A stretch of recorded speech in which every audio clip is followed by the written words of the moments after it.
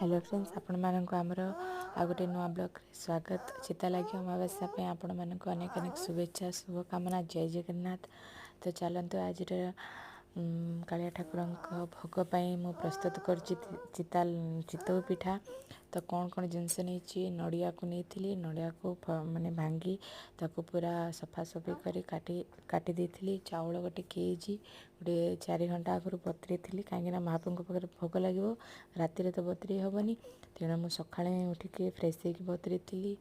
आ महाप्रभु खीरी भी प्रस्तुत करी। खीरीर वीडियो मु देनी केवल चितऊ पिठार वीडियो देछि।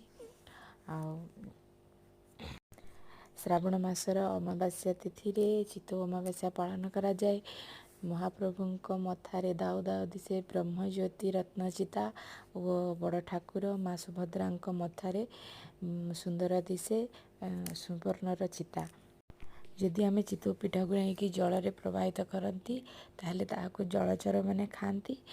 एवं आउ जदि आम चितऊ पिठा को नहीं जमी पोतिले जमी फसल बहुत भल हुए और गेंडा पुणी पाद काटती ना एमती किसी मत माने आम घर लोक कहती।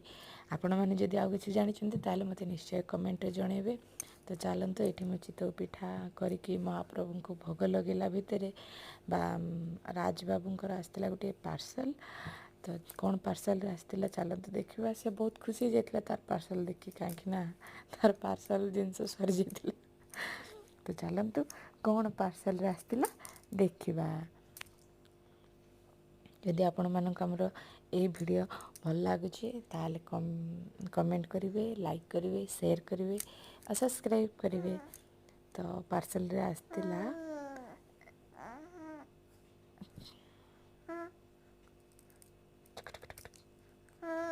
हो खेल चलची मम्मी सहित हो। तो पार्सल रे आसला बाबू पाई पैम्पर्स आउ मुझे भोग लगे दीजिए कालिया ठाकुर को।